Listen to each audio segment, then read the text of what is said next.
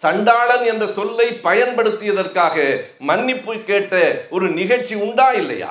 இதே சீமான் எழுதியிருக்கிற திரைப்படத்தின் கதைவசனத்தில் எனக்கு பொருள் தெரியாது என்று சொல்லி நீங்கள் வெளியில் வந்தீர்கள். மிகப்பெரிய வீரர்கள் என்கிறீர்களே, பிறகு ஏன் வருத்தம் தெரிவித்து மன்னிப்பு கடிதம் எழுதி கொடுத்து விட்டு என் ஆண் உறுப்பில் பல பழுது ஏற்பட்டு விட்டது, எனவே எனக்கு ஜாமீன் வேண்டும் என்று சொன்னவன் தானே வெளியே வந்து சாட்டை சவுக் என்று பேசுகிறார். அந்த பெண் சொல்லுகிறார், எனக்கு 50,000 ரூபாய் கொடுத்தார்கள். ஏன் கொடுத்தாய்? உனக்கு தொடர்பில்லை என்றால் எதற்காக 50,000 கொடுத்தாய்? அதுவும் சாட்டை முருகன் என்னிடம் கொண்டு வந்து கொடுத்தார். சாட்டை முருகன் என்ன தொழில் செய்கிறார் என்று எனக்கு புரியவில்லையே. எங்களை பார்த்து தைரியம் இருந்தால் கைது செய் என்றாய் அல்லவா? தைரியம் இருந்தால் விஜயலட்சுமியின் மீது நீ வழக்கு போடு. கள்ளக்குடி கொண்டான் பட்டம் கள்ளக்குடி விழாவிலே கொடுக்கப்பட்டது யாரால்? நீங்கள் தமிழ் தேசிய தலைவர் என்று இன்றைக்கு தோளில் தூக்கி வைத்துக் கொண்டு ஆடுகிறீர்களே, சிலம்பு செல்வர் மாப்போசிதான் கலைஞருக்கு அந்த பட்டத்தை கொடுத்தார். நான் யாரோடும் கூட்டணி சேர மாட்டேன், நான் தனியாகத்தான் இருப்பேன். இப்போது ஏன் எல்லோரிடத்திலும் கையேந்துகிறாய்? நான் திருமணம் செய்து கொண்டால் ஒரு விதவை பெண்ணைத்தான் திருமணம் செய்து கொள்வேன். சொன்னது உண்மையா இல்லையா? ஏன் நான் விதவை பெண்ணைத்தான் திருமணம் செய்து கொள்வேன் என்று சொன்னால், புதுக்கோட்டை முத்துக்குமார் தெரியும் தானே? இவர்களுக்கு முன்னால் தமிழ் தேசியத்தை முன்னெடுத்த முத்துக்குமார் படுகொலை செய்யப்பட்ட பிறகு அவருடைய மனைவியை யார் மணந்து கொள்ளுவது என்று சீமானுக்கும் சாட்டை முருகனுக்கும் போட்டி நடந்தது. சாட்டை முருகன் திருமணம் செய்து கொண்டு விட்டார். அதற்கு பிறகு சீமான் சொன்னார், நான் ஒரு ஈழப்பெண்ணை தான் திருமணம் செய்து கொள். ஏனென்றால் அப்போது ஈழப்பெண்ணோடு தொடர்பு இருந்தது. இவன் சேக்குவேராவை பற்றி எல்லாம் பேசும்போது எனக்கு உண்மையாகவே சேக்குவேராவின் மீது கவலையாக. தாடி வைத்தவன் எல்லாம் சேக்குவேராவா? எங்களுக்கு சேக்குவேராவின் தாடிக்கும் பிச்சைக்காரன் தாடிக்கும் கூடவா வித்தியாசம் தெரியாது? அதை தடவிக்கொண்டு சேக்குவேராவை பற்றி சிந்திக்கிறாராம். ஒருவர் சொன்னார், சீமான் மீது வழக்கே போட முடியாது, ஏனென்றால் பைத்தியக்காரர்கள் மீது எந்த வழக்கும் பதிவு செய்ய முடியாது. எனக்கு இன்னமும் தாட முடியாத வேதனை இருக்கிறது. இந்த பாவியை கொண்டு போய் நாம் மேடையில் வேறு ஏற்றி தொலைத்தோம். நினைவிருக்கிறதா சீமான்? ஒரு நாளாவது தலைவரிடம் என்னை அழைத்து செல்லுங்கள் கேட்டது நினைவிருக்கிறதா? 2 முறை நான் தான் அழைத்து சென்றேன். திரும்ப வருகிற போது என்னிடத்தில் சொன்னது நினைவிருக்கிறதா? நீங்கள்லாம் பாதுகாப்பாக போங்கன்னு அவ்வளவு தாயன்போடு சொன்னார் என்று சொன்னது நினைவிருக்கிறதா? தலைவரை பற்றி அவதூறு பேசுவதற்கு இனி எவனும் இந்த மண்ணில் எழக்கூடாது. ஒன்றை சீமான் நினைவு வைத்துக் கொள்ள வேண்டும். திமுக தொண்டன் எழுந்தால் நீ இருக்கும் இடம் தெரியாது. இளைஞராக இருந்த போது எனக்கு என் நரம்புகளில் முறுக்கேற்றிய இந்த பாடல் 72வது வயதிலும் எனக்கு மறுபடியும் இளமையை பெற்றுத் தந்திருக்கிறார். யார் என்று நினைத்தாய் என்று சிலரை கேட்க வேண்டிய நேரத்தில் நாம் கூடியிருக்கிறோம். இந்த கூட்டம் வழக்கமான கூட்டமோ கருத்தரங்கமோ இல்லை. துஷ்டனை கண்டால் தூர விலகு என்று தவறாக சொல்லிக் கொடுத்ததை நம்பி விலகி போனதற்கு பிறகு அந்த துஷ்டர்களின் ஏளனமும் ஏடியமும் எல்லை கடந்து போன நிலையில் வாதகம் செய்பவரை கண்டால் பயங்கொள்ளலாகாது பாப்பா, மோதி மிதித்து விடு பாப்பா, அவர் முகத்தில் உமிழ்ந்து விடு பாப்பா என்று கயவர்களின் முகத்தில் உமிழ்வதற்காக கூடியிருக்கிற கூட்டம் இந்த கூட்டம்.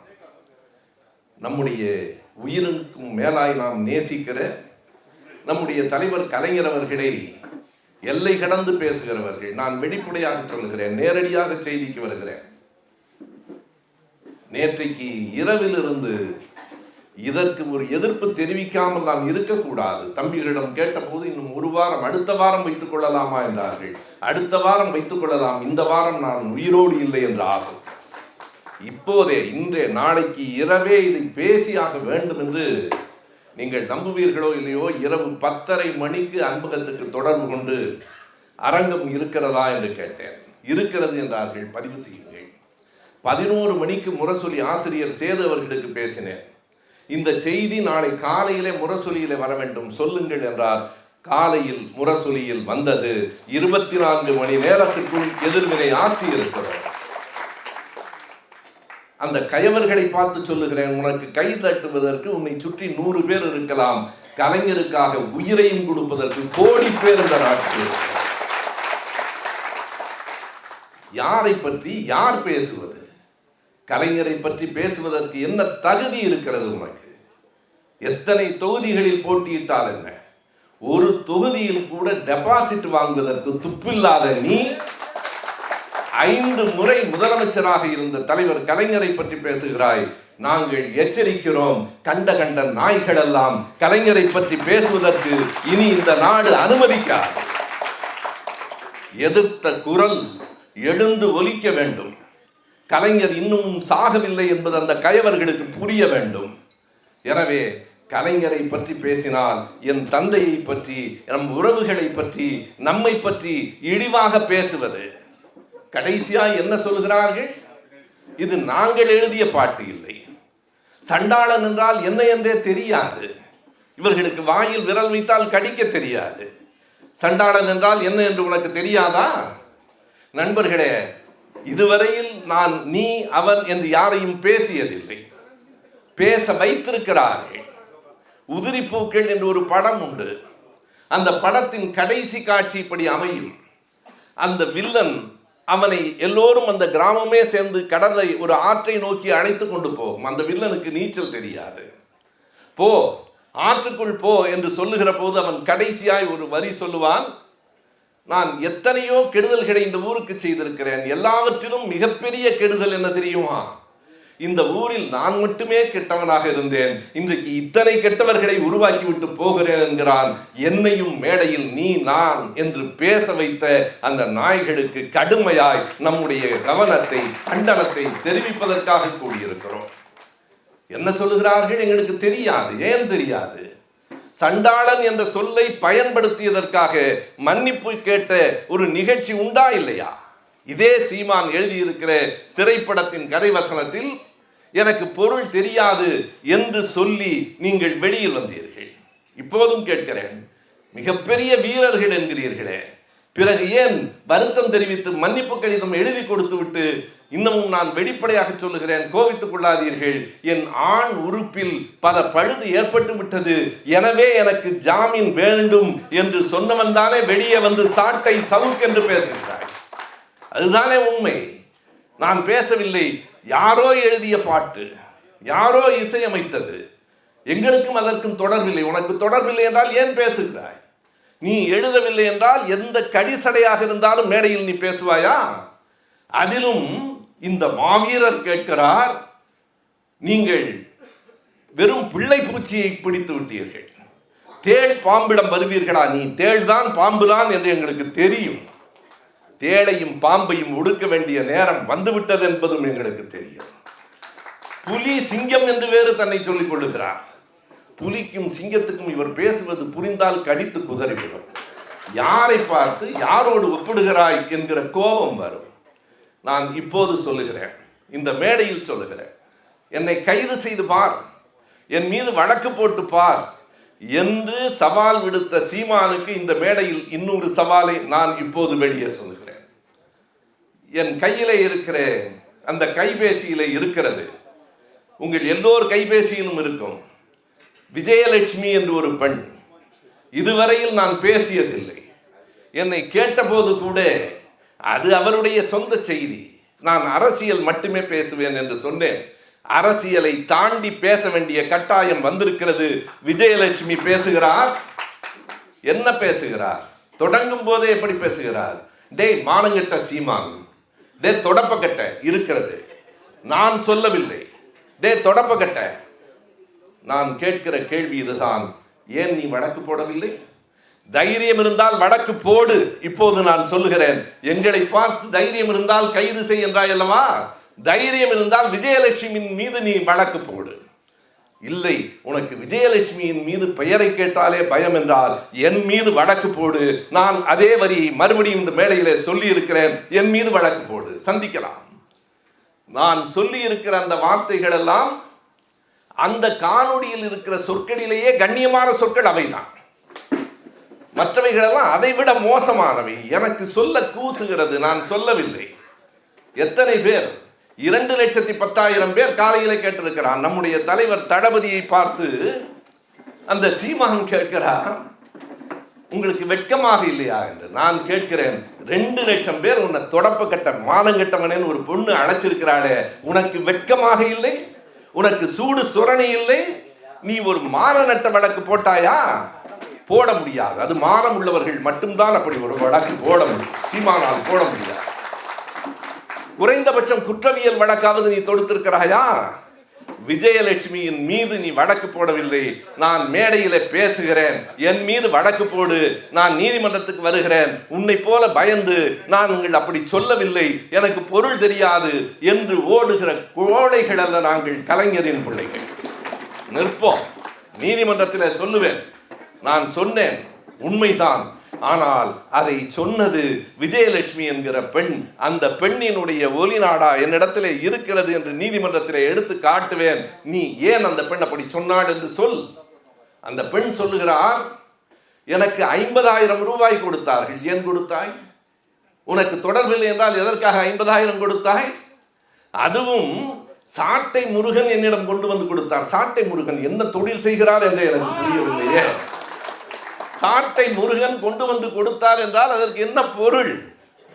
நண்பர்களே, இவர்கள் என்ன செய்து வைத்திருக்கிறார்கள் என்றால், இவர்களை பற்றி பேசினால் நாளைக்கு சாணத்தையும் மலத்தையும் எடுத்து நம் மீது வீசுவார்கள். ஏனென்றால் அதை தவிர அவர்களிடம் வேறு எதுவும் இல்லை, ஆபாச சொற்களை தவிர வேறு எதுவும் இல்லை. அப்படி ஒரு உளவியல் தாக்கத்தை உருவாக்கி இருக்கிறார்கள். யாராவது எங்களை பற்றி பேசினால் நாங்கள் சாக்கடையை எடுத்து வீசுவோம். எங்கள் ஐயா பெரியார் மீதும் கலைஞர் மீதும் வீசாத சாக்கடையா இனி புதிதாக வீசிவிடப் போகிறீர்கள்? நேற்றைக்கு கலைஞரின் உரையை நம்முடைய தோழர் நெல்லை பாபு அங்கே இருந்து அனுப்பியிருந்தார். அத்தனை பேருக்கு நான் பகிர்ந்தேன். கலைஞர் சொல்கிறார், ஏசியே பேசி பேசியே என் குடும்பத்தை, என் பிள்ளைகளை இழிவுபடுத்துகிறவர்கள் நாடெங்கும் இருக்கிறார்கள். அதனால் என்ன?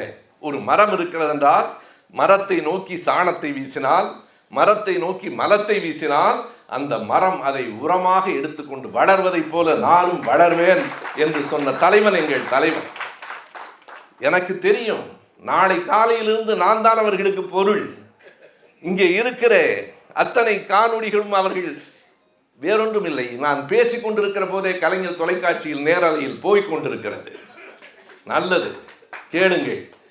இன்னமும் எத்தனை இழி சொற்கள் அவர்களிடம் இருப்பு இருக்கிறது என்பது நாளைக்கு தெரிந்துவிடும். எத்தனை நாள் திட்டுவீர்கள்?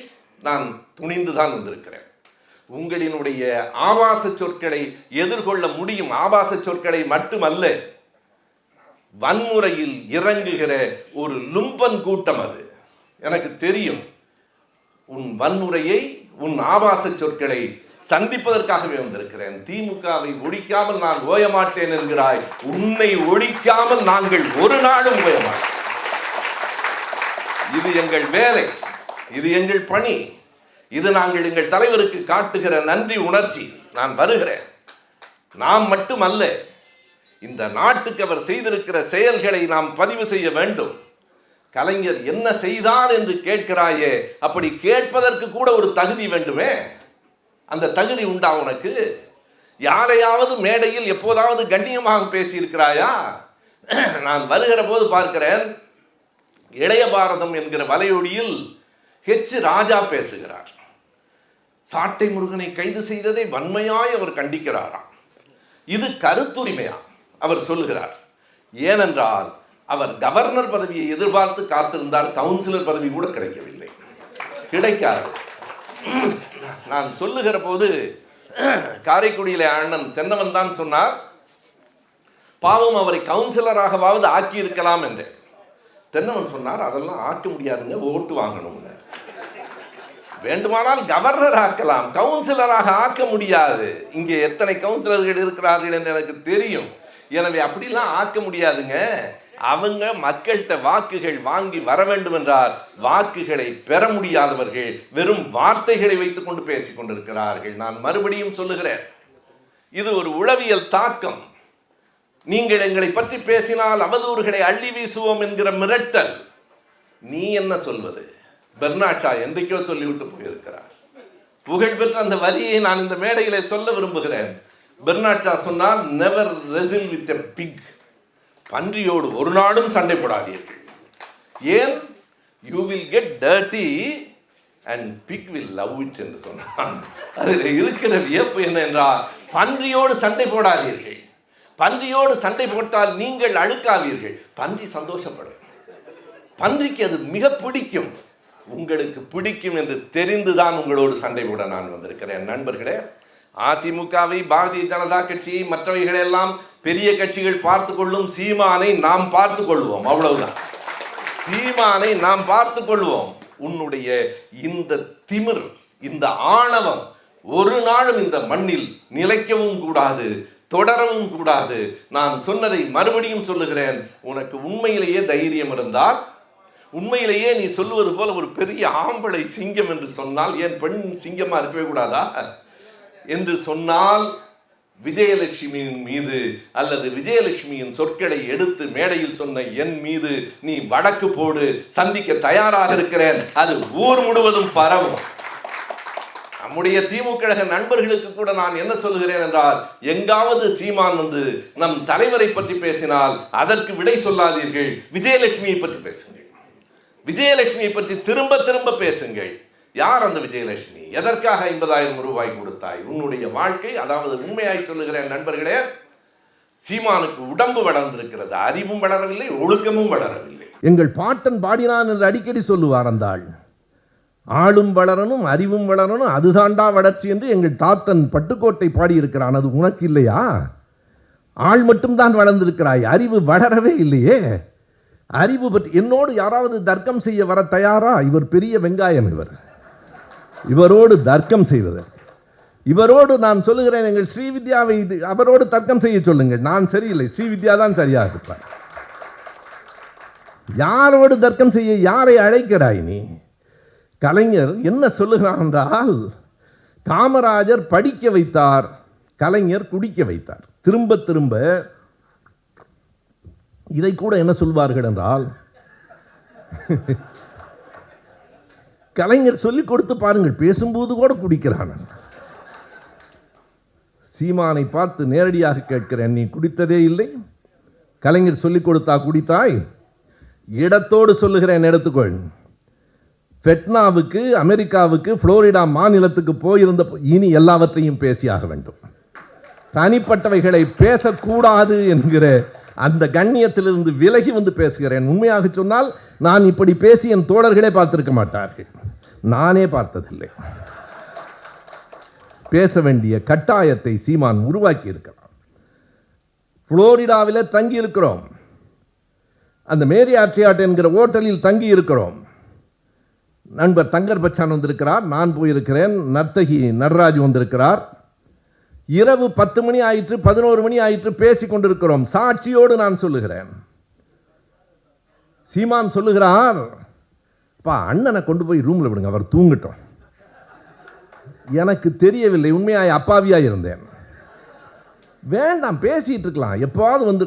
அவர்கள் என்னை அனுப்புவதில் குறியாக இருக்கிறார்கள், நான் பேசுவதில் விருப்பமாக இருக்கிறேன். எந்த ஹோட்டல், எந்த ஊர் என்று சொல்லி இருக்கிறேன். கடைசியாய் சாட்சியும் சொல்லுகிறேன். எப்படியாவது நீங்க போங்க அண்ணா, நீங்க தூங்க, என்னை தூங்க வைப்பதில் அவ்வளவு ஆர்வம். தூங்கியதற்கு பிறகு நான் அதிகாலையில் எழுந்து விடுகிறவன், நடைபயிற்சிக்கு போகிறவன். நண்பரிடத்தில் கேட்கிறேன், அந்த நண்பர் பெயரை கடைசியாக சொல்லுகிறேன். அவர் கேட்டுக்கொண்டிருப்பார். என்ன அவர்களெல்லாம் வருகிறார்களா நடைபயிற்சிக்கு என்று? அவர் சொன்ன விடை எனக்கு அதிர்ச்சியாக இருந்தது. அவங்க இப்போத்தானே தூங்க ஆரம்பிச்சிருக்காங்க. ஏன் இரவெல்லாம் பேசிக்கிட்டு இருந்தாங்களான்னு? விடுங்கய்யா, அது நீங்கள் வேண்டான்னு தான் உங்களை அனுப்புகிறாங்க, எல்லாம் இப்போ தான் தெரியும்னார். ஓ, இரவு முழுவதும் நீதான் உன்னுடைய கொள்கை அறிக்கையில் மது அருந்தக்கூடாது என்று எழுதி வைத்திருக்கிறாயே, எவ்வளவு பெரிய ஏமாற்றுக்காரன் நீ. ஒரு நாளும், அதுவும் அடுத்த நாள் யார் சாட்சி என்றால் அவருடைய பெயர் வாஷிங்டன் சிவா. இல்லை என்று சொல்லுங்கள், நான் பெயரோடு தான். ஏனென்றால் ஏன் நான் அவர் பெயரை சொல்லுகிறேன் என்றால், அவர் சீமானை பார்த்து பயப்படுகிறவர் இல்லை. வாஷிங்டன் சிவா அதற்கு சாட்சி. அவர்தான் என்னை அடுத்த நாள் காலையில் வந்து எழுப்பியவர். இந்த சீமான் இப்போது ஒரு உண்மையை ஒப்புக்கொள்ளுகிறார். கலைஞர் குடிக்க வைத்தாராம். இவர் என்ன செய்திருக்கிறார்? காலையில் எழுந்து 2 மொந்தை கல்லை, நானும் எங்கள் அண்ணன் எங்கேயா இருக்கான், ரவி அதோ இருக்கு, அவன் அண்ணனை வேற, அந்த அண்ணன் வேற ஏன்டா இவனோட பிறந்தோம்னு. காலையில் எழுந்து 2 மொந்தை கல்லை குடிச்சிட்டு கல்லூரிக்கு போய் வருகை பதிவை கொடுத்துட்டு திரும்ப வந்து சினிமா பார்த்துட்டு புரோட்டா சாப்பிட்டு வீட்டுக்கு போவோம். எப்படி அறிவு வளரும் உனக்கு? ஏன் அறிவு வளரலன்னு இப்போ புரியுதா? நான் கள்ளும் குடித்ததில்லை, மதுவும் குடித்ததில்லை. கலைஞர் உன்னை குடிக்க வைக்கவில்லை, நீ குடித்தாய். நீ குடித்தாய். கலைஞரா பொறுப்பு? திரும்ப திரும்ப இப்போது கூட நான் பெரியார் திடலில் பேசினேன். கொட்டு மழையில் ராஜாஜி வந்து கலைஞரை கேட்டுக்கொண்டார். இல்லை, ராஜாஜி வந்தபோது மழை கொட்டியது, அவ்வளவுதான். மாற்றி சொல்லாதே. மது கூடாது என்று அவர் சொன்னார். கலைஞர் என்ன குறிப்பிட்டார் என்றால், விரைவில் நான் மூடிவிடுவேன் என்றார். சொன்னதை செய்தவர் கலைஞர். மறுபடியும் உங்கள் எம்ஜிஆர் தானே திறந்தார்.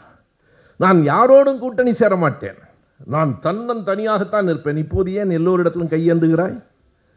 அதிமுக ஓட்டு எனக்குத்தான் வரும், தேமுதிக ஓட்டு எனக்குத்தான் வரும். நீ என்ன பேசினாய் எடப்பாடியை பற்றி? கலைஞரை பற்றி மட்டும்தான் பேசியிருக்கிறாயா? எடப்பாடியை பற்றி என்ன பேசினார் என்பது எடப்பாடிக்கு நினைவூட்ட வேண்டும். ஏனென்றால் எடப்பாடி இது கருத்துரிமை என்கிறார். எடப்பாடியை பற்றி சீமான் சொன்ன வரி, எடப்பாடி என்றால் என்ன பொருள்? இடையில் வந்த பாடி என்று பொருள். பெயரை இப்படி பிரித்தால் நான் கேட்கிறேன், சீமான் என்றால் என்ன பொருள்? சீமான் என்று பொருளா என்று கேட்கிறேன். பிரிக்கலாமா? எடப்பாடி என்றால் இடையில் வந்த பாடி என்றால் சீமான் என்பதை பிரித்து பொருள் சொல். கேப்டன் என்கிறார்களே, அவர் கபடி டீமுக்கு கூட கேப்டனாக இருந்ததில்லை. சொன்னாயா இல்லையா? இப்போது அந்த அம்மையாரை பார்த்து, நீங்கள் விஜயகாந்த் கேப்டனுக்காக நான் ஓட்டு கேட்டிருக்கிறேன், நீங்கள் எனக்கு வாருங்கள். எதற்காக? நீதான் கூட்டணி சேருவதில்லையே, தம்பி விஜய் முடிவு செய்யட்டும், காத்திருக்கிறேன். ஏன் காத்திருக்கிறாய்? நீதான் யாரோடும் கூட்டணி சேர மாட்டாயே, எதற்காக காத்திருக்கிறாய் என்றால், அப்படியாவது டெபாசிட் வருமா என்று பார்க்கிறாய். அதுதானே. 40 தொகுதிகளில் நிற்பது பெரிதில்லை, 40இல் ஒரு தொகுதியிலாவது உன்னால் டெபாசிட் வாங்க முடியுமா? எங்கள் தலைவர் என்றைக்கும் உனக்கும் அவருக்குமான வேறுபாடு சொல்லட்டுமா? இதுவரைக்கும் நீ தேர்தலில் வென்றதே இல்லை, இதுவரைக்கும் அவர் தேர்தலில் தோற்றதே இல்லை. கலைஞர் குடிக்க வைக்கவில்லை, நீ குடித்தாய். திரும்ப திரும்ப சொல்லுகிறாயே, கலைஞர் படிக்க வைக்கவில்லையா? இதோ புள்ளி விவரத்தை நான் தருகிறேன், நேரம் இருந்தால் குறித்துக்கொள். குறித்துக்கொண்டு பிறகு திட்டுவதுதான் உங்களுக்கு வேலை. குறித்துக்கொள். காமராஜர் காலத்திற்கும் கலைஞர் காலத்திற்கும் பள்ளிக்கூடங்களும் வசதிகளும் எவ்வளவு கூடின என்கிற புள்ளி விவரத்தை அரசின் பதிவாக சட்டமன்றத்தில் இருக்கிற புள்ளி விவரத்தை நான் தருகிறேன், என் நினைப்பிலிருந்து சொல்லவில்லை. காமராஜர் 6000 பள்ளிக்கூடங்களை திறந்தார், உண்மைதான். யார் மூடிய பள்ளிக்கூடங்களை திறந்தார்? ராஜாஜி மூடிய பள்ளிக்கூடங்களை காமராஜர் திறந்தார் என்று வரலாற்றை சரியாக சொல்லுங்கள். 6000 பள்ளிக்கூடங்களை காமராஜர் திறந்தார். அதற்கு பிறகு பள்ளிக்கூடங்கள் திறக்கப்படவே இல்லையா? தமிழ்நாட்டில் அதற்கு பிறகு கல்வி வளர்ச்சியே இல்லையா? காமராஜருடைய காலம் முடிகிற போது தமிழ்நாட்டில் இருந்த தொடக்க பள்ளிகளின் எண்ணிக்கை 34,712. கலைஞர் வந்ததற்கு பிறகு அந்த பள்ளியின் அடுத்த ஆண்டே அந்த பள்ளிகளின் எண்ணிக்கை 35,526. 800 தொடக்க பள்ளிகள் எங்கே? கிராமங்களில். எங்கள் தலைவர், எங்கள் கலைஞர், எங்கள் முத்தமிழ் அறிஞர் தமிழ்நாடு முழுவதும் பள்ளிக்கூடத்தை கொண்டு சென்ற ஒரு கல்வியாளர் யாராவது இல்லை என்று சொல்ல முடியுமா உன்னால்? 666 மேல்நிலை பள்ளிகளில் 11வது 12வது படிக்கும் வகுப்பு மாணவர்களுக்கு 112 கோடி ரூபாய் செலவில் 99ஆம் ஆண்டு கணிப்பொறிகளை கொண்டு வந்து அறிமுகப்படுத்தியவன் எங்கள் தலைவன் தான். நான் சொல்லுவது அனைத்தும் அரசின் புள்ளிவிவரம். நான் பள்ளிக்கூடத்தின் எண்ணிக்கையையும் தொகையையும் நினைவிலிருந்து சரியாக சொல்லுகிறேன். ஒரு முறைக்கு பல முறை சரிபார்த்து விட்டு சொல்லுகிறேன். அவர் செய்ததை போல இன்றைக்கு நீ ஆடு மாடு கோழி பற்றி எல்லாம் பேசுகிறாய் இல்லையா? நான் தான் உயிரினங்களை பற்றி பேசுகிறேன். உன் கருணை எல்லாம் எங்களுக்கு தெரியும். உன்னுடைய அன்பு, உன்னுடைய கருணை, பலரிடத்தில் உனக்கு கருணை உண்டு. நான் திருமணம் செய்து கொண்டால் ஒரு விதவை பெண்ணைத்தான் திருமணம் செய்து கொள்வேன். சொன்னது உண்மையா இல்லையா? ஏன் அப்படி சொன்னார் என்பதை இப்போது திருச்சி சூர்யா, அவர் பாரதிய ஜனதா கட்சியில் இருக்கிறார், நம்முடைய மதிப்பிற்குரிய நண்பர் சிவாவின் மகன், அது வேறு. சூர்யாவுக்கு தான் பல செய்திகள் தெரிந்திருக்கின்றன, நமக்கு தெரியாது. சூர்யா சொல்லுகிறார், ஏன் விதவை பெண்ணை திருமணம் செய்து கொள்வேன் என்று எனக்கு தெரியாது. பொறுப்பு சூர்யா. ஏன் நான் விதவை பெண்ணை தான் திருமணம் செய்து கொள்வேன் என்று சொன்னால், புதுக்கோட்டை முத்துக்குமார் தெரியும் தானே? படுகொலை செய்யப்பட்ட முத்துக்குமார், இவர்களுக்கு முன்னால் தமிழ் தேசியத்தை முன்னெடுத்த முத்துக்குமார், படுகொலை செய்யப்பட்ட பிறகு அவருடைய மனைவியை யார் மணந்து கொள்ளுவது என்று சீமானுக்கும் சாட்டை முருகனுக்கும் போட்டி நடந்தது என்று சூர்யா சொல்லுகிறார்.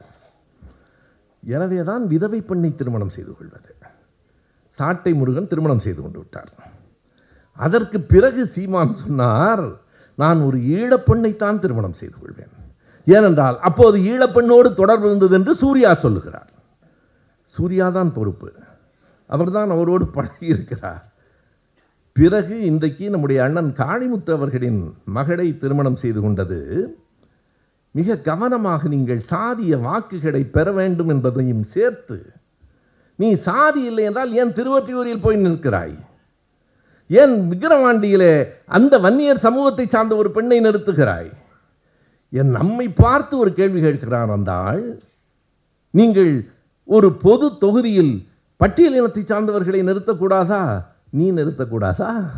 பட்டியல் இனத்தை சார்ந்தவர்களை நீ விக்கிரவாண்டியில் நிறுத்தக்கூடாதா? ஏன் படையாட்சியிலே ஒரு பெண்ணை நிறுத்துகிறாய்? அதுவும் அந்த பெண் ஓட்டு கேட்ட அழகை பார்த்திருக்கிறீர்கள் இல்லையா? என் மனைவிதான் அதை பார்த்து விட்டு சொல்வார், எங்கெல்லாம் திமுக காரர்கள் இருக்கிறார்களோ அங்கெல்லாம் போய், ஏன் இந்த பெண் அங்கே போய் ஓட்டு கேட்கிறது என்றால் என் மனைவி சொல்லுவார், எங்கெங்கேயோ ஓட்டு கேட்குது, பிச்சை எடுக்குதுன்னு.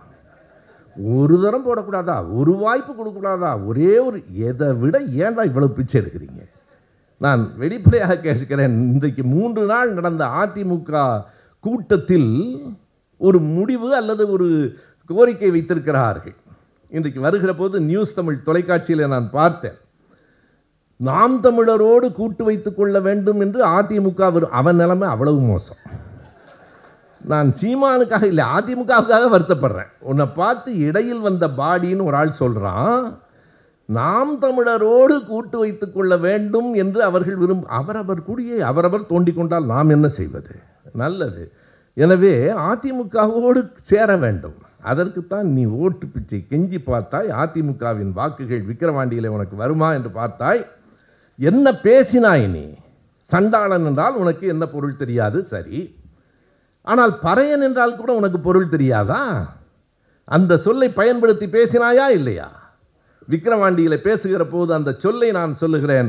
பட்டியல் இனம் என்றோ தலித் என்றோ சொல்லவில்லை. என்னிடத்தில் இருக்கிறது இன்னொரு செய்தி, அவர்கள் அழித்து விடக்கூடும். எனவே எல்லாவற்றையும் பதிவு செய்து வைத்திருக்கிறோம். அழித்தாலும் இருக்கிறது. என்ன பேசியிருக்கிறார் அங்கே சீமான் என்றால், வன்னியர்களும் பறையர்களும் விலகி நிற்காதீர்கள். இவருக்கு அவ்வளவு ஒற்றுமையில் அவ்வளவு பெரிய அன்பு. விலகி நின்றால் என்ன ஆகும் என்பதை கவனியுங்கள். 2 பேரும் விலகி நிற்காதீர்கள்.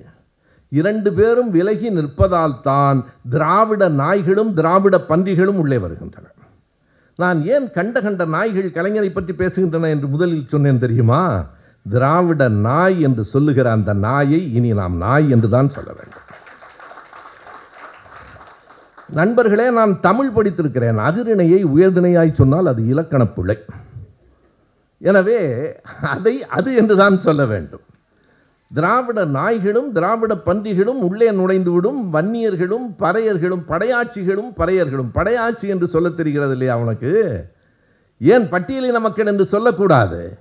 பறையர்கள் என்று சொல்லி இருக்கிறாயே, இதற்காகவே ஒரு வழக்கு தொடுக்க வேண்டும். கரூர் வழக்கறிஞர் ராஜேந்திரன் இப்போதுதான் கொடுத்திருக்கிறார்.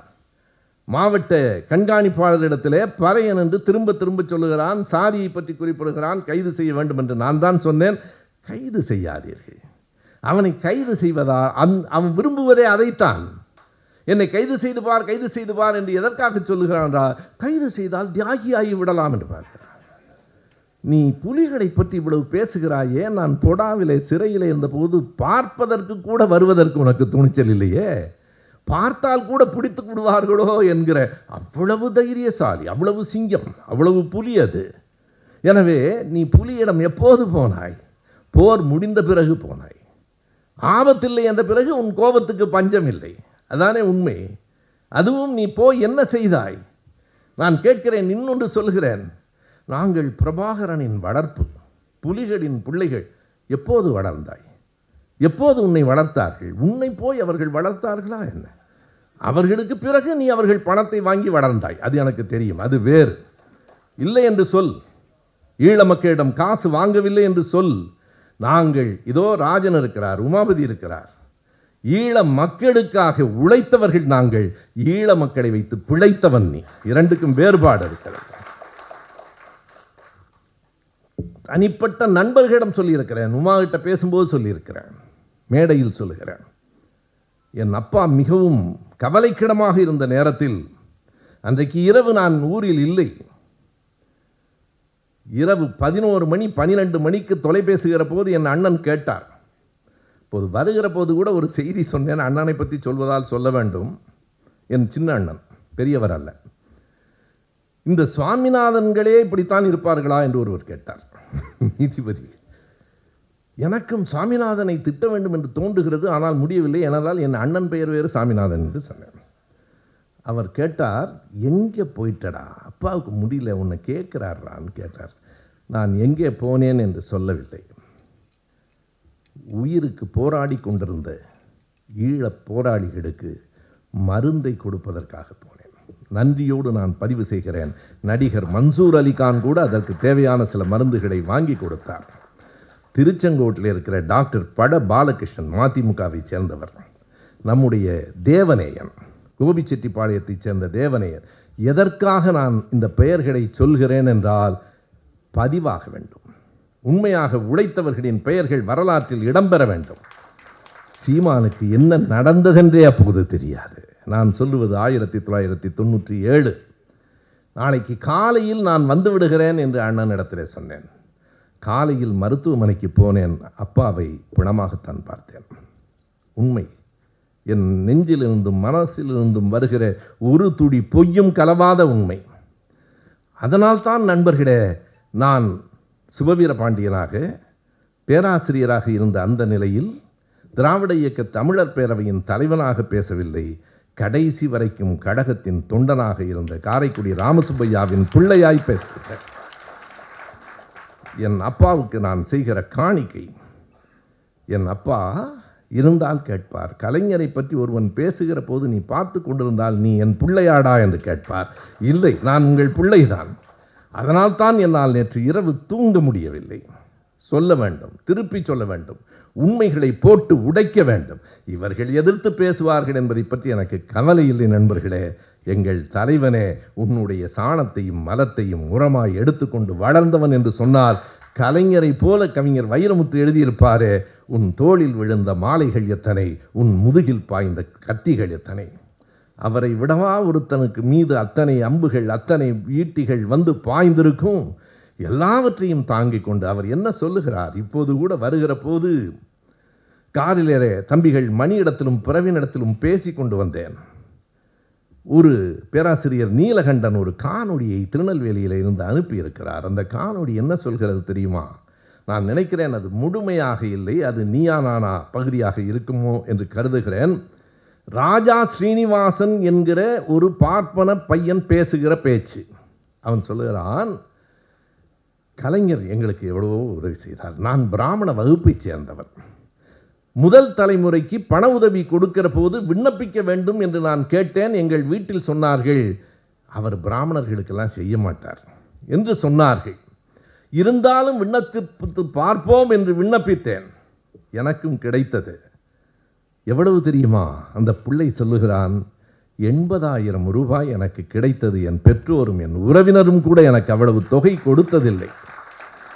அதற்கு அடுத்த வரிதான் முக்கியமானது. ஆனால் அதற்கு பிறகும் எங்கள் வீட்டில் ஒரு வாக்கு கூட உதயசூரியனுக்கு விழுந்ததில்லை. அதற்கு பிறகும் ஒரு வாக்கு கூட உதயசூரியனுக்கு விழுந்ததில்லை. கலைஞர் இறந்தபோது எங்கள் வீட்டில் அதை கேலியாகத்தான் பேசினார்கள். எனக்கு வலித்தது என்று அந்த பிள்ளை எழுதுகிறான். ஒரு மனிதன் அந்த குடும்பத்திலும் இருக்கிறான், அந்த குடும்பத்திலும் ஒரு மனிதன் இருக்கிறான், வேறொன்றும் அல்ல, நன்றி உணர்ச்சி. அதை பற்றி கலைஞர் சொல்லுகிற போது சொல்லுகிறார், ஆனந்த விகடனில் வந்த பேட்டியை இந்த தம்பி குறிப்பிடுகிறான். இத்தனை ஆண்டு காலம் நீங்கள் அரசியலில் இருக்கிறீர்களே, கற்றுக்கொண்ட பாடம் என்ன? கலைஞர் சொல்லுகிறார், நாம் ஆட்சியில் இருக்கிற போது மக்களுக்கு நன்மை செய்ய வேண்டும், ஆனால் அந்த நன்மையை பெற்றுக்கொண்டவர்கள் எல்லோரும் நன்றியோடு இருப்பார்கள் என்று சொல்ல முடியாது. ஆனாலும் நாம் தொடர்ந்து நன்மை செய்ய வேண்டும் என்பதைத்தான் கற்றுக்கொண்டேன் என்று சொல்லுகிற தலைவனையா நீ சதிகாரன் என்கிறாய்? அந்த தலைவனையா நீ சண்டாளன் என்கிறாய்? யார் சதிகாரன் என்பதை வரலாறு சொல்லும். நீ ஈழத்துக்கு என்ன செய்தாய்? நடிகர் ராஜகிரனை மேடைக்கு அழைத்து வருவோமா? அவர் வெளிப்படையாக சொன்னார், நாங்கள் எல்லோரும் ஒன்றாக சேர்ந்து தான் போனோம், 10 நிமிடம் ஒன்றாக இருந்தோம், அதற்கு இந்த பிள்ளை இவ்வளவு கதை சொல்லுகிறான். மொத்தமே 10 நிமிடம். என்ன கற்றுக்கொண்டாய் ஈழத்தில்? என்ன உணர்வை, என்ன உண்மையை கற்றுக்கொண்டாய்? அவரே ஒரு பேட்டியில் சீமான் சொல்கிற பெருமையை பாருங்கள். இந்த 2 மொந்த கல் அடிச்சிட்டு புரோட்டா சாப்பிட்டு போன மாதிரி இது ஒரு கதை. நான் ஈழத்துக்கு போயிருந்த போது அண்ணன் என்பது அவர் பிரபாகரனை சொல்லுகிறார். அண்ணன், நான், நம்முடைய அந்த புலிகள் எல்லாரும் சேர்ந்து ஒரு சாப்பாட்டு போட்டி நடக்கும். அவர்களை எவ்வளவு கொச்சைப்படுத்துகிறார் பாருங்கள். சாப்பாட்டு போட்டி நடக்கும், மற்றவர்களெல்லாம் தோற்று போயிடுவார்கள், நானும் அண்ணனும் தான் கடைசி வரைக்கும் தாக்கு பிடிப்போம். அதற்கு பிறகு நான் மறதியாக தட்டை தள்ளிவிட்டவுடன் நீ தோற்று போய்விட்டாய் என்று அண்ணன் சொன்னார். அவர் ஒரு விடுதலைக்காக படை நடத்தியவர், ஒரு மிலிட்ரி ஹோட்டல் முதலாளி மாதிரி ஆக்கிட்டேடா. பிரபாகரன் ஹோட்டல் முதலாளியாடா? கடைசியாக இவர் என்ன கேட்டாராம், அண்ணன் கேட்டாராம், சரி நீங்கள் தாயகம் திரும்பும்போது உங்களுக்கு என்ன வேண்டும்னு கேட்டாராம். அவர் எதிர்பார்த்திருக்க மாட்டார் இப்படி ஒரு பதிலை. இந்த புத்திசாலி சொல்லியிருக்கிறார், இந்த சமயக்காரனை என்னோட அனுப்புங்க. எவ்வளவு அறிவாளி பாருங்க. இந்த மண்ணின் உணர்வு வேண்டும் என்று சொல்லவில்லை, இங்கே இருந்த ஆயுதம் வேண்டும் என்று சொல்லவில்லை, இந்த உங்களினுடைய உறுதி வேண்டும் என்று சொல்லவில்லை. இந்த சமையல் செய்கிறவனை கூட அனுப்புறியான்னு கேட்கிறவனை நம்பி ஒரு 100 பேர் கைதட்டுறானே, இவன் தான் ஈழத்துக்காக உழைக்கிறவன் என்று நினைக்கிறானே. நான் சீமானுக்காக வருத்தப்படவில்லை, அந்த பிள்ளைகளுக்காக வருத்தப்படுகிறேன். மேடையில் ஏறி பேசினால் யார் ஒருவரையும் மதிப்பதில்லை, எவர் மீதும் ஒரு நம்பிக்கை இல்லை. நான் இன்றைக்கு எழுதுவதற்காக நான் குறிப்பிடுகிறேன். நண்பர்களே, கலைஞரிடத்திலே ஒரு முறை நான் கேட்கிறேன், நான் இந்த மேடையில் பேசுவது தனிப்பட்ட நன்றி உணர்ச்சியிலும், என்னை தன் பக்கத்தில் உட்கார வைத்துக் கொண்டு காரில் பயணம் செய்து தமிழ்நாடு முழுவதும் சுபவீர பாண்டியனை அறிமுகப்படுத்திய தலைவர் கலைஞர் தான். அவர் பக்கத்தில் இருந்ததால் அறிவு பெற்றேன், அவர் பக்கத்தில் இருந்ததால் அறிமுகம் பெற்றேன். அந்த பாசம், அந்த நன்றி உணர்ச்சி எனக்கு அப்படியே இருக்கிறது. நான் காரில் போகிற போது ஐயாவிடத்தில் கேட்பேன். அண்ணன் துரைமுருகன் தான் சொல்லுவார், எப்பா நீ என்னப்பா சின்ன பிள்ளை மாதிரி அவர்கிட்ட எல்லாத்தையும் கேட்டு விடுறேன் பார். நான் அவரிடத்தில் ஒரு நாள் கேட்டேன், ஐயா நீங்கள் காமராஜரோடும் ராஜாஜியோடும் அரசியல் செய்தவர், இன்றைக்கு இந்த அம்மாவோடு அரசியல் செய்ய நேர்ந்திருக்கிறதே என்று எப்போதாவது உங்களுக்கு வலித்திருக்கிறதா என்று கேட்டேன். அவர் சொன்ன விடை, அவர் எவ்வளவு பெரிய ஞானி என்பதை எனக்கு காட்டிற்று. அவர் சொன்னார், சிரித்தார். பிறகு என்னை பார்த்து சொன்னார், நான் அப்படி நினைத்தால் நீ இன்னொரு காட்சியை நினைத்து பார்க்க வேண்டாமா? என்னோடு அரசியல் செய்தபோது காமராஜரும் ராஜாஜியும் என்ன நினைத்திருப்பார்கள் என்று கேட்டார். காமராஜரோடும் ராஜாஜியோடும் நீங்கள் அரசியல் செய்தீர்கள், இன்றைக்கு இந்த அம்மையாரோடு அரசியல் செய்கிறீர்களே என்ற போது, சரி அப்படியானால் காமராஜரும் ராஜாஜியும் என்ன நினைத்திருப்பார்கள் என்னோடு அரசியல் செய்வதற்கு? ஒன்றை எப்போதும் ஞாபகம் வைத்துக்கொள், காலம் யாரை நம் முன்னால் கொண்டு வந்து நிறுத்துகிறதோ அவர்களோடு தான் அரசியல் செய்ய வேண்டும். ஆனாலும் பாருங்கள், எனக்கு காலம் இந்த ஆளை கொண்டு வந்து எதிரில் நிறுத்தியிருக்கிறது. உண்மையாகவே சோகமாக இருக்கிறது எனக்கு. ஒரு எதிரி தரமானவனாக இருக்க வேண்டாமா? இவனை கொண்டு வந்து தமிழ்நாட்டின் அரசியலை தரங்கட்ட அரசியலாக மாற்றிக் கொண்டிருக்கிறார்கள். அவர்கள் தனிப்பட்ட முறையில் பேசுவதாக கருதாதீர்கள், தமிழ்நாட்டின் அரசியலை தரங்கட்ட அரசியலாக மாற்றிக் கொண்டிருக்கிறார்கள்.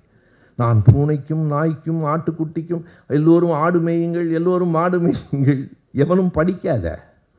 ஏன்னா இந்த ஆள் 2 மொந்த கல் குடிச்சிட்டு சினிமா பார்த்துட்டு புரோட்டா சாப்பிட்டு போனவன், நீ படிச்சிட்டின்னா. எனவே ஆடு மாடு மேய்க்க வேண்டும். தெரியுமா சீமானவர்களே, ஆடு மாடுகளுக்கு கால்நடைகளுக்கு இந்தியாவிலேயே முதலில் பல்கலைக்கழகம் கண்டவர் எங்கள் தலைவர் கலைஞர்.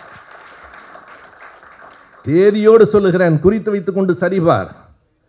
1989ஆம் ஆண்டு ஜூன் மாதம் 21ஆம் தேதி கலைஞர் அறிவித்தார், இந்தியாவிலேயே முதல் கால்நடை பல்கலைக்கழகம் தமிழ்நாட்டில் செப்டம்பர் 15 அது தொடங்கிற்று. ஜூன் 21 அறிவித்தார், செப்டம்பர் 15 தொடங்கிற்று. மறுக்க முடியுமா உங்களால்? கால்நடைகளின் மீது கருணை இல்லாதவரா கால்நடை பல்கலைக்கழகம் தொடங்கினார்?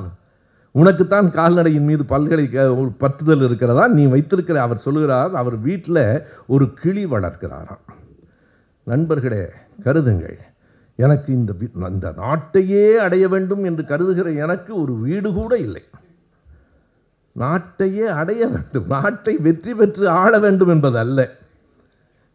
உண்மையாய் சொல்லுகிறேன். அவருக்கு சரியாக பதில் சொல்ல வேண்டும் என்றால் நம்முடைய அதர்மம் மனோஜும் ட்ரைப்ஸ் கரிகாலனும் தான் வேண்டும். அதர்மம் மனோஜ் விஜயும் கூட மிக சரியாக யூடியூப் ரூட்டஸை தாங்க முடியாது அவரால். மைனரின் வீச்சு வேறு. அதர்மம் மனோஜ் தான் மிக தெளிவாக கண்டறிந்து 2.5 லட்சம் ரூபாய் வாடகை. அவர் வாடகை வீட்டில் இருக்கிறார், நான் சொந்த வீட்டில் இருக்கிறேன். உண்மைதான் நண்பர்களே, அவர் வாடகை கொடுப்பது மாதம் 2.5 லட்சம், என் வீட்டின் மதிப்பே 2.5 லட்சம். எதிரே ஒரு இடம் வைத்திருக்கிறார், நாய்க்கு, கிடிக்கு, பூனைக்கு. மாதம் 75,000 ரூபாய் வாடகை. எனக்கு தெரியாது, இதற்கு மனோஜ் பொறுப்பு. தன்னுடைய பிள்ளைகளை தமிழ் தேசியம் பேசுகிற இவர் அவருடைய தமிழ் தேசியத்துக்கு வருகிறேன். அடுத்து தமிழ் தேசியம் பேசுகிற இவர் தன்னுடைய 2 பிள்ளைகளையும் இன்டர்நேஷனல் ஸ்கூலில் கொண்டு போய் சேர்க்கிறார். பக்கத்தில் அரசு பள்ளி இல்லை என்கிறார். அவருடைய வீட்டிலிருந்து 1.5 கிலோமீட்டரில் அரசு பள்ளி இருக்கிறது, 4 கிலோமீட்டரில் அரசு உதவி பெறும் பள்ளி இருக்கிறது, 9 கிலோமீட்டருக்கு அந்த பக்கம் இருக்கிற இன்டர்நேஷனல் ஸ்கூலில் போய் சேர்த்துட்டு என் பிள்ளை ஆடு மாடு மேய்க்க சொல்றியா நீ? மதிவதனி அதைத்தான் கேட்பார். உன் பிள்ளை இன்டர்நேஷனல் ஸ்கூலில் படிக்கணும், எங்கள் பிள்ளைங்கெல்லாம் ஆடு மாடு மேய்க்கணுமா? நீ ராஜாஜியை விட மோசமானவன். ராஜாஜி பள்ளிக்கூடத்தை மூடினானே தவிர தனிப்பட்ட முறையில் நேர்மையானவர். ஒரு நாளும் குறை சொல்ல முடியும். உனக்கு ஏதாவது நேர்மை என்று எதையாவது சொல்ல முடியுமா? நண்பர்களே, கால்நடை பல்கலைக்கழகத்தை மட்டுமல்ல, இந்த கிளியை பற்றி ஒரு செய்தி சொல்லிடுறேன். அந்த கிளி என்ன சொல்லுமா, வர்றவங்களெல்லாம் எல்லார் பேரும் சொல்லுமா, பிரபாகரன், சேக்குவேரா, காளிமுத்து. கவனியுங்கள், அது அவங்க மாமனார் பேர். பிரபாகரனை கொண்டு வந்து தூக்கில் ஏற்ற வேண்டும் என்று ஜெயலலிதா சட்டமன்றத்தில் தீர்மானம் நிறைவேற்றிய போது அவைத்தலைவர் சபாநாயகராக இருந்தவர் காளிமுத்து. இவன் வீட்டு கிளி பிரபாகரனையும் சொல்லுமா, காளிமுத்து உன்ன மாதிரியே கிளியையும் வளர்த்துருக்கியே. கிளி காளிமுத்தண்ணன் மீது எனக்கு ஒரு பெரிய மரியாதை உண்டு. நான் பொடாவிலே இருந்து வருகிறேன். அப்போது அவர் அமைச்சர். பாவாணர் நூலக கட்டிடத்திலேயே ஒரு கூட்டம், தமிழ் மண் நூல் வெளியீட்டு விழா. அதில் அவர் அமைச்சராக கலந்து கொள்ளுகிறார்.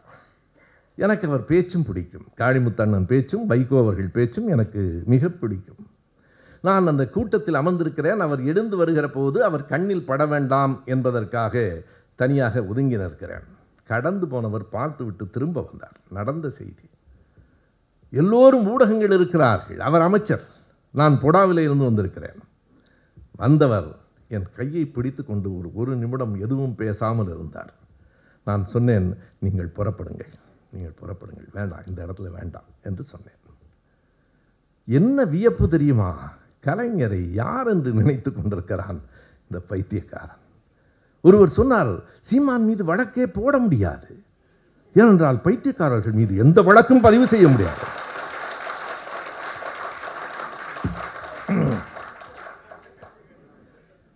கலைஞர் எவ்வளவு பெரிய நுண் அறிவு உடையவர் என்பதற்காக சொல்லுகிறேன்.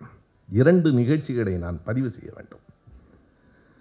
கலைஞர் சொன்னார், நான் ஒரு நாள் காலையிலே தலைவரை பார்த்துவிட்டு கீழே வருகிற போது மோகன் என்று கருதுகிறேன். ஓடி வந்து, ஐயா உங்களை கூப்பிடுறாங்க, இன்டர்காமில் பேச சொல்கிறாங்க. இப்போ தான் ஐயா கூட தான் இருந்துட்டு வந்தேன். அவர் ஒவ்வொன்றிலும் அத்தனை நுணுக்கமானவர். இதோ பேராசிரியர் முன்னாள் துணைவேந்தர் ராஜேந்திரன் உட்கார்ந்திருக்கிறார். கோவையிலே செம்மொழி மாநாடு. அந்த இலச்சினையில் ஏதாவது ஒரு குறள் வரியை எழுத வேண்டும். ஆளுக்கு ஒரு வரி சொல்லுகிறோம். அறிவுடையார் எல்லாம் உடையார். எல்லாவற்றையும் கேட்டுக்கொண்டு அவர் சொன்னார், இல்லை இல்லை, பிறப்புக்கும் எல்லா உயிர்க்கும் என்பதை எழுது என்றார். அப்போது பேராசிரியர் ராஜேந்திரன் தான் சொன்னார், அதை உங்கள் கையாலேயே எழுதுங்கள். அவருக்கு நினைவிருக்கும் என்று கருதுகிறேன். கோபாலபுரத்தில் ஒவ்வொன்றையும் நுட்பமாக பார்க்கிறவர். நான் கீழே இப்போதானே ஐயாவோட பேசிவிட்டு வந்தேன் என்று மறுபடியும், ஐயா கூப்பிட்டீங்களா? ஒன்றும் இல்லை, முறை சொல்லி பார்த்துட்டியா? அவர்கிட்ட இருக்க பெரிய சிக்கல். ஒரு தடவை அமைச்சர் பொன்முடி சொன்னார், இன்றைக்கி நீங்களும் மாட்டிட்டீங்களான்னார். ஏன்னா நான் ஒழுங்காக படிச்சுட்டு போவேன். இன்னும் பார்க்கலைங்க, நான் நேராக உங்களை பார்க்க வந்துட்டேன். பார், அடுத்த வரியை கவனியுங்கள். காளிமுத்து நேற்று தான் இறந்திருக்கிறார். முறை சொல்லிப்பார், உனக்கு பிடித்த காளிமுத்து பற்றி எழுதியிருக்கிறேன். எனக்கு காளிமுத்துவை பிடிக்கும் என்பது இவருக்கு எப்படி தெரியும் என்று எனக்கு தெரியவில்லை. உனக்கு பிடித்த காளிமுத்துவை பற்றி எழுதியிருக்கிறேன். அற்புதமான கட்டுரை. மண்ணில் மறைந்த வைரம் என்கிற தலைப்பில் எழுதியிருக்கிறார். அவர் நம்மை திட்டிவிட்டு தான் இறந்தார், அது வேறு. ஒரு தீர்மானத்தை எழுதி கொண்டிருக்கிறோம். கலைஞர் எத்தனை நுட்பமான அறிவு உடையவர் என்பதற்காக சொல்லுகிறேன். தீர்மானத்தை எழுதி கொண்டிருக்கிறோம். பிறகு அவர் அழைத்து சொல்லுகிறார், இந்த தீர்மானத்தை டிகேஎஸ் போயிட்டார் இளங்கோம்பு, சரி நீயும் ராசாவும் உட்கார்ந்து எழுதுங்க, சமூக நீதி பற்றியது. சரின்னு சொன்னோம்.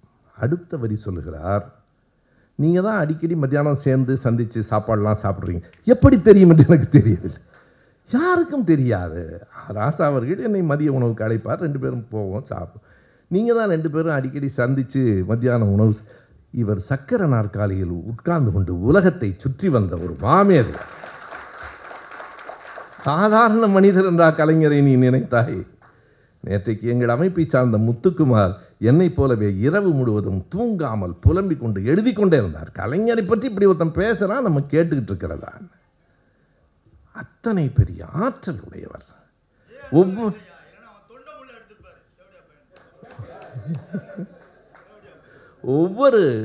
ஒவ்வொரு முறையும் ஒவ்வொன்றிலும் அத்தனை நுட்பம். கால்நடை பல்கலைக்கழகத்தை இந்தியாவிலேயே தொடக்கினார் என்று சொன்னேன் இல்லையா?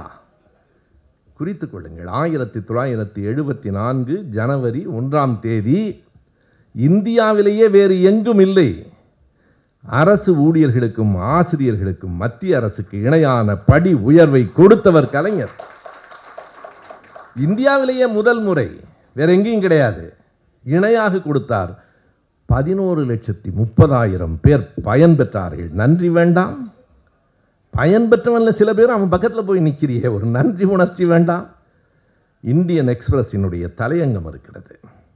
11,30,000 பேருக்கு அவர் செய்த அந்த உதவியை இந்த நாடு ஒரு நாடும் மறக்காது. இந்தியன் எக்ஸ்பிரஸ் எழுதிச்சு, மறந்துட்டானுங்க. ஒவ்வொன்றையும் திருவள்ளுவர் சிலை, வள்ளுவர் கோட்டம், இதோ செல்வின் தான் திராவிட முழக்கத்தில் போன தரம் எழுதியிருக்கிறார். அந்த சிலையை எத்தனை ஆண்டுகளாக அவர் மூடையில் இருந்து உருவாக்கினார் என்பது திடீர்னு ஒரு நாள் அவர் முடிவு பண்ணல. 89-90 அதை பற்றி சிந்திக்கிறார். 2000 ஜனவரி 1 கன்னியாகுமரியில் திறக்கப்படுகிறது.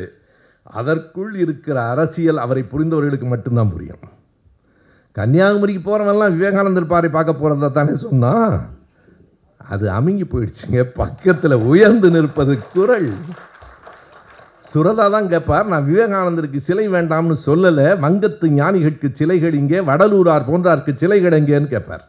தமிழ்நாட்டில் வடலூரார் இல்லடா நிற்கணும் பார், வள்ளுவர் நிற்கிறார். விவேகானந்தர் பாறையை கலைஞர் ஒன்றுமே செய்யவில்லை. ஒரு சின்ன கோட்டுக்கு பக்கத்தில் ஒரு பெரிய கோடு போடுகிற அறிவாளி அவர். செல்வின் எழுதியிருப்பார், எவ்வளவு? 133 அடி உயரம் மட்டும்தான் நமக்கு தெரியும். அந்த கல்லினுடைய எடை 7000 டன். 7000 டன்னை எப்படி செதுக்கினார், ஒவ்வொன்றும் எப்படி பார்த்தார்? 7000 டன், 9,85,00,000 ரூபாய் செலவு. வள்ளுவனை கொண்டு வந்து நிறுத்தியது தமிழுக்கு எதுவும் செய்யவில்லை என்று நீ சொல்லுகிறாயே, உனக்கு தமிழ் ஒழுங்கா பேசக்கூட வரலையே. என்னோடு இலக்கியத்தில் தர்க்கம் செய்ய வருகிறீர்களா? உனக்கு என்ன தெரியும்னு உன்னோட தர்க்கம் பண்ண சொல்கிறேன். எனக்கு உண்மையாக திருக்குறளில் போய் அந்த ஆளோட நான் தர்க்கம் பண்ணால் திருக்குறளுக்கு வள்ளுவருக்கு அவமானம், எனக்கு அல்ல. எதையும் படிக்காமல் எதையும் சிந்திக்காமல் சென்னையில் இருக்கிற வள்ளுவர் கோட்டம் நண்பர்களே ஒவ்வொரு செங்கல்லாக பார்த்து கட்டியது. இந்த ஓமந்தூர் ராமசாமி ரெட்டியார் உடையது அந்த தலைமைச் செயலகமாக இருந்தது. மருத்துவமனையை அந்த மாற்றிடுச்சு. அந்த அம்மாவுக்கு அவ்வளவுதான். அதாவது ஒரு பேருந்து நிலையத்தை வேணாலும் பள்ளிக்கூடம் மாற்றுவோன்னா, ஒவ்வொன்றுக்கும் ஒரு கட்டமைப்பு உண்டு. கலைஞர் பார்த்து பார்த்து செய்தார். வள்ளுவர் கோட்டத்தை ஒவ்வொரு செங்கலாக உருவாக்கினார். என்ன ஆயிற்று? கடைசியாக தேதியும் குறிக்கப்பட்டது. 1976 பிப்ரவரி 22, 23 ஆகிய நாள்களில் வள்ளுவர் கோட்டம் திறப்பதென்று முடிவு செய்ததற்கு பிறகு ஜனவரி 31 ஆட்சியை கலைத்து விட்டார்கள். 31 ஆட்சியை கலைத்ததற்கு பிறகு 76 ஏப்ரலில் அந்த திறப்பு விழா ஒரு அரசாங்க அதிகாரியை வைத்து நடத்தினார்கள். மீண்டும் 89 ஆட்சிக்கு வந்ததற்கு பின்னால் மீண்டும் கலைஞர் அந்த வள்ளுவர் கோட்டத்துக்கு போனார். போகிற போது சொன்னார், ஒரு தாய் 13 ஆண்டுகளுக்கு பிறகு தன் குழந்தையை பார்ப்பது போல இருந்தது என்றார். தமிழர்களுக்கு என்ன செய்தாய் என்று கேட்கிறாயே, என்ன செய்யவில்லை கலைஞர்? எத்தனை தமிழ் அறிஞர்களின் நூல்களை நாட்டுடைமையாக்கினார். அத்தனை பேரும் திமுக காரரா? சாமி சிதம்பரனாரின் நூல்களை நாட்டுடைமை ஆக்கினார் என்றால் அவர் சுயமரியாதைக்காரர். சாமி சிதம்பரனார் நூல்களை மட்டுமில்லை நண்பர்களே, சாமிநாத சர்மா நூல்களையும் கலைஞர் தான் நாட்டுடைமை ஆக்கினார். ஏனென்றால் சாமிநாத சர்மா அத்தனை பெரிய அறிஞன். சாமிநாத சர்மா இல்லை என்றால் நமக்கு பல தலைவர்களை பற்றி தெரியாது. இவன் சேக்குவேராவை பற்றியெல்லாம் பேசும்போது எனக்கு உண்மையாகவே சேக்குவேராவின் மீது கவலையாக இருக்கிறது. தாடி வைத்தவனெல்லாம் சேக்குவேராவா? எங்களுக்கு சேக்குவேராவின் தாடிக்கும் பிச்சைக்காரன் தாடிக்கும் கூடவா வித்தியாசம் தெரியாது நண்பர்களே. அதை தடவிக்கொண்டு சேக்குவேராவை பற்றி சிந்திக்கிறாராம். என்ன நடிப்பு இது நண்பர்களே! ஒவ்வொன்றையும் நீங்கள் எண்ணி பாருங்கள். அத்தனையும் அத்தனை பேருடைய எழுத்துகளையும், புரட்சி கவிஞரின் கவிதைகள், கவிஞர் முடியரசன் கவிதைகள் மட்டுமல்ல, காங்கிரஸ் கட்சியில் இருந்த நாமக்கல் கவிஞர் கவிதைகளையும் நாட்டுடைமை ஆக்கியவர் கலைஞர் தான். கவிமணி தேசிய விநாயகம் பிள்ளையினுடைய கவிதைகளை நாட்டுடைமை ஆக்கியவர் கவிஞர் தான். மறைமலை அடிகளாரின் எழுத்துக்களை மொத்தமாக எடுத்துக்கொண்டு 30 லட்சம் ரூபாயை அந்த குடும்பத்துக்கு கொடுத்தவர் தலைவர் கலைஞர் தான். ஒவ்வொன்றையும் நீங்கள் எண்ணி பாருங்கள். திருவிக்காவின் நூல்களை நாட்டுடைமை ஆக்கியது கலைஞர் தான். ஜீவாவின் நூல்களை நாட்டுடைமை ஆக்கியது கலைஞர் தான். நான் வேகமாய் சொல்லுவதால் ஏதோ நினைவுக்கு வருகிற பெயர்களை சொல்லவில்லை. ஒரு நாளும் அப்படி சொல்ல மாட்டேன். நான் அப்படியெல்லாம் நினைத்ததை பேசுவதற்கு நான் என்ன சீமானா? மிக கவனமாக கலைஞரின் பக்கத்தில் இருந்தவன், கவனமாக பேசுவேன். அத்தனை நாட்டுடைமை ஆக்கியவர் நம்முடைய தலைவர் கலைஞர் அவர்கள்தான். நண்பர்களே, நான் என்னுடைய உரையின் இறுதி பகுதிக்கு வருகிறேன். சீமானுக்கு ஒரு வேண்டுகோள். குறைந்தது தமிழ் தேசியம் பற்றி இனி பேசாது. உனக்கும் அதற்கும் எந்த தொடர்பும் இல்லை. எது தமிழ் தேசியம்? தமிழ் தேசியம் பேசுகிற நீ எதற்காக இந்திய நாடாளுமன்ற தேர்தலில் போட்டியிடுகிறாய்? இந்திய நாடாளுமன்றத்துக்கும் தமிழ் தேசியத்துக்கும் என்ன தொடர்பு? அவர்கள் எழுதியிருக்கிறார்கள், கூட்டாட்சி முறை வேண்டும். கூட்டாட்சி, ஃபெடரலிசம் என்றால் என்ன பொருள்? என்னோடு தர்க்கம் பண்ண வருகிறாயா என்கிறாயே. நான் இப்போது கேட்கிறேன், நீ தர்க்கம் பண்ணுவதற்கு தயாராக இருந்தால் விடை சொல். ஃபெடரலிசம் என்றால் என்ன பொருள்? பல தனித்தனி நாடுகள் ஒருங்கிணைந்து தங்களுக்குள் ஒப்பந்தம் ஏற்படுத்தி கொண்டு, என்ன ஒப்பந்தம்? பிரிந்து போகும் உரிமையோடு சேருகிறோம் என்கிற ஒப்பந்தம், ரைட் டு செசேஷன் என்று பெயர். நாங்கள் வெட்டி கொள்ளும் உரிமையோடு ஒட்டி கொள்ளுகிறோம் என்று ஈவிகே சம்பத் சொன்னார். அதுதான் ஃபெடரலிசம். நீ நாடாளுமன்ற தேர்தலில் நிற்கிறாயே, தப்பித்தவறி வெற்றி ஒரு நாளும் வாய்ப்பில்லை. நீங்கள் அப்படியெல்லாம் தவறாக கருதி விடக்கூடாது. நான் முதல்வராகிவிட்டால் முதலில் டெபாசிட் வாங்கு, பிறகு ஒரு தொகுதியிலாவது வெற்றி பெறு, அதற்கு பிறகு முதல்வர் கனவெல்லாம். அதுவும் நான் முதல்வராகிவிட்டால் யாரும் என் எதிரில் நிற்க முடியாது. ஏன் பேய் பிசாசாக மாறிவிடுவாயா? முதல்வர் ஆனவுடனே எங்கள் தளபதிக்கு முன்னால் நேற்றைக்கு முன்தினம் நான் தற்செயலாக உமாபதியும் நானும் பார்க்கிறோம். பார்த்து பேசிவிட்டு 2 அடி முன்னே வைத்து போனவர் என்ன நினைத்தாரோ தெரியவில்லை. திரும்ப வந்து நான் போயிட்டு வரேன், என்கிட்ட சொல்லலையோன்னு நினச்சி. அத்தனை பணிவும் அத்தனை அடக்கமும் இத்தனை பெரிய செல்வாக்குக்கு இடையில் இருப்பதால் அவர்தானடா எங்கள் தலைவரின் பிள்ளை. கலைஞர் எங்களோடு தான் இருக்கிறார். பெயர் வேறு, உருவம் வேறு. எங்கள் தளபதி எங்களுக்கு தலைவர் தான். என்றைக்காவது அந்த பணிவில் 10,000-ல் ஒரு பகுதி உனக்கு வந்ததுண்டா? வந்து நிற்கிற போதே ஆணவம். எந்த பதவியும் வரவில்லை, ஆணவம் மட்டும் வந்து விட்டது பாருங்கள். பதவி வரும்போது பணிவு வர வேண்டும். பதவியே வராத போது ஆணவம் வருகிறதே. உலகத்திலேயே ஒரு பதவியும் இல்லாதவன் இவ்வளவு திமிரா இருந்து நான் பார்த்ததே இல்லை. எனக்கு இன்னமும் தாழ முடியாத வேதனை இருக்கிறது. இந்த பாவியை கொண்டு போய் நாம் மேடையில் வேறு ஏற்றி தொலைத்தோமே. அதைவிட கொடுமை என்ன தெரியுமா? நான் இந்த மேடையில் மறுபடியும் சொல்லுகிறேன், நினைவிருக்கிறதா சீமான்? ஒரு நாளாவது தலைவரிடம் என்னை அழைத்து செல்லுங்கள் கேட்டது நினைவிருக்கிறதா? 2 முறை நான் தான் அழைத்து சென்றேன். திரும்ப வருகிற போது என்னிடத்தில் சொன்னது நினைவிருக்கிறதா? தலைவர் கேட்டார், எங்கே இரவு பயணம் எல்லாம் வேண்டாம், கவனமாக இருங்க, நான் போகிறேன்னா கான்வாய் வருது, கலைஞர் சொல்கிறார். முன்னும் பின்னும் பாதுகாப்பு இருக்குது, நீங்கள்லாம் பாதுகாப்பாக போங்கன்னு அவ்வளவு தாயன்போடு சொன்னார் என்று சொன்னது நினைவிருக்கிறதா? அந்த தாயன்போடு சொன்ன மனிதரைத்தான் நீ சதிகாரன் என்கிறாய், அந்த மனிதனைத்தான் நீ சண்டாளன் என்கிறாய். காலம் உன்னை மன்னிக்காது, ஒரு நாளும் மன்னிக்காது. நீதிமன்றத்திலிருந்து நீ வெளியே வரலாம், வரலாறு உங்களை விடுவிக்கவே விடுவிக்காது, ஒரு நாளும் விடுவிக்காது. இதற்கெல்லாம் பதில் சொல்லியே ஆக வேண்டும். தமிழ் தேசியம் என்றால் என்ன என்றே தெரியாமல் பேராசிரியர் ஜெயராமன் மிக அருமையாக ஒரு கட்டுரை எழுதியிருக்கிறார். நம்முடைய ராஜன் அவர்கள் இப்போது அதை புத்தகமாக ராஜனும் இக்லாசும் தொகுத்து கொண்டிருக்கிறார்கள். என்ன எழுதியிருக்கிறார்கள் என்றால், அவர்களினுடைய கொள்கை அறிக்கையில் குடியரசுத் தலைவர் முறை வேண்டும் என்று எழுதுகிறார்கள். பார்லிமெண்ட்ரி டெமோக்ரஸி அல்ல, பிரசிடென்சியல் டெமோக்ரஸி கேட்கிறவனுக்கும் தமிழ் தேசியத்துக்கும் ஏதாவது தொடர்பு உண்டா? நீ அமெரிக்காவில் இருக்கிறது என்றால் ஒரே தேசிய இனம், ஒரே மொழி. நீ பல்வேறு தேசிய இனங்கள், பல்வேறு மொழிகள், பல்வேறு பண்பாடுகள், எப்படி இங்கே குடியரசுத் தலைவர் ஆட்சி முறை வர முடியும்? பிரசிடென்சியல் டெமோக்ரஸி என்பது சர்வாதிகாரத்தின் தொடக்கம். ஒரு நாடும் இந்தியாவுக்கு ஏற்று வராது. அங்கே சிங்களரும் தமிழரும் இருக்கிறான், ஆனால் ஸ்ரீலங்காவிலே அந்த குடியரசுத் தலைவர் ஆட்சி முறை இருக்கிறது என்றால் அவர்கள் தமிழரை ஒழிப்பதற்காக அதை வைத்திருக்கிறார்கள். நீ தமிழரை ஒழிக்க வேண்டும் என்று நினைக்கிறாயா? தமிழ் தேசியம் பேசி பேசியே தமிழரை ஒழிக்க வேண்டும் என்று கருதுகிறாயா? குடியரசுத் தலைவர் முறைக்கும் நீ பதவி ஏற்றால் என்ன சொல்லி பொறுப்பு ஏற்பாய்? இந்திய அரசமைப்பு சட்டத்தின் மீது ஆணையாக, இந்திய அரசமைப்பு சட்டம் உனக்கு ஃபெடரலிசம், கூட்டாட்சியை ஏற்றுக்கொள்ளுகிறதா? தனி நாட்டை ஏற்றுக்கொள்ளுகிறதா? திரும்ப திரும்ப மக்களை நீ ஏமாற்றுகிறாயே. தமிழ் தேசியம் என்றால் என்ன என்றே தெரியாத நீ, ஏதோ அவர் தமிழ் தேசியத்தினுடைய வெற்றி வாகை வீரனைப் போலவும், நாமெல்லாம் திராவிடர்கள் தமிழுக்கு எதிர்ப்பு போலவும் 1000 முறை சொல்லியாயிற்று. நாங்கள் மொழியால் இனத்தால் தமிழர்கள், கருத்தியலால் திராவிடர்கள். திராவிடம் என்பது ஒரு கருத்தியல், திராவிடம் என்பது ஒரு கோட்பாடு.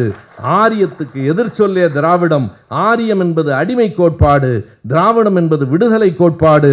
திராவிட கருத்தியலை ஏற்றுக்கொண்டிருப்பதால் நாங்கள் தமிழர்கள், திராவிட தமிழர்கள். அதுதான் எங்கள் பெயர். எத்தனை தெளிவாக சொன்னாலும் திரும்ப திரும்ப கேட்பதற்கு காரணம் அவர்களுக்கு புரியவில்லையா என்பதல்ல. அவர்களுக்கு எளிதில் புரியாது, அது வேறு. உங்களுக்கு புரியவில்லை என்றால் குறைந்தது உங்கள் தமிழ் தேசிய பேராசானிடமாவது கேட்கலாம் இல்லையா? பின்னால் உட்கார்ந்து கொண்டு ஒருவர் உங்களுக்கு சொல்லிக் கொடுக்கிறார் இல்லையா? அவர் பெயரை மாறன் நான் சொல்ல விரும்பவில்லை. அவர் பெயரை யாருக்கும் தெரியாது, நான் வேறு ஏன் சொல்லி அதை அறிமுகப்படுத்துவாங்க? நல்லது நண்பர்களே, அவன் பேசுகிற தமிழ் தேசியம் பொய். மேடையிலே பேசுகிற அந்த மொழியில் கண்ணியம் என்பது கிடையாது.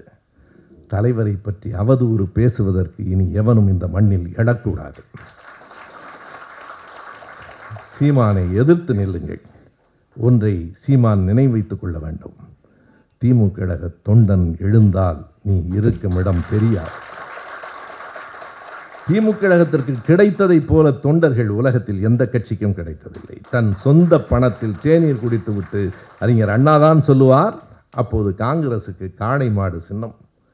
நீங்கள் ஒரு காளை மாட்டை வரைவதற்குள் என் தம்பிகள் 1000 உதயசூரியன்களை உதிக்க வைத்து வருவார். உழைப்பால் வளர்ந்த இயக்கம், ஏழை எளிய மக்களால் வளர்ந்த இயக்கம். நாங்கள் எளிய பிள்ளைகள் என்று திரும்ப திரும்ப சொல்லுகிறாயே, 20 காரில் வருகிற எளிய பிள்ளைகளா நீங்கள்? உன்னுடைய காரின் விலை என்ன? இதையெல்லாம் கேட்பதற்கு என்ன காரணம் என்றால், மக்களை அவர்கள் ஏமாற்றுகிறார்கள் என்பதை மக்கள் உணர வேண்டும். கூட நிற்கிற இளைஞர்கள் உணர வேண்டும். நாளைக்கு காலையில் இருந்து நீ எவ்வளவு திட்டினாலும் மறுபடியும் சொல்லுகிறேன், மறுபடியும் பேசுவேன். உன்னை ஒழிக்கிற வரையில் நான் பேசியே தீருவேன். நீ ஒரு விஷச்செடி, இந்த மண்ணில் வளரக்கூடாது. நீ ஒரு விஷச்செடி, இந்த மக்களை நீ இந்த நச்சு விஷத்தால் பரப்பக்கூடாது. திராவிட இயக்கத்துக்கு எதிராக எழுந்த யாரும் இந்த மண்ணில் நிற்கவில்லை. கள்ளக்குடி கொண்டான் பாட்டை கேலி செய்துதானே மாற்றி பாடினீர்கள். உங்களுக்கு தெரியுமா சீமான்? கள்ளக்குடி கொண்டான் என்கிற பட்டத்தை கொடுத்தவர் யார் என்று தெரியுமா? கள்ளக்குடி விழா வெற்றி பெற்றது 1970. 2 ஊர்களில் விழா நடந்தது. ஒன்று சென்னையில், இன்னொன்று அப்போது டால்மியமாக புறமாக இருந்த இன்றைய கள்ளக்குடியில். சென்னையில் பேசும்போது ஒரு தலைவர் சொன்னார், ரயில் வண்டி ஓடுமா ஓடாதா என்று கலைஞர் கருதவில்லை, அவர் எண்ணத்தில் ஓடியதெல்லாம் தமிழர் தமிழ்நாடு என்பதுதான்.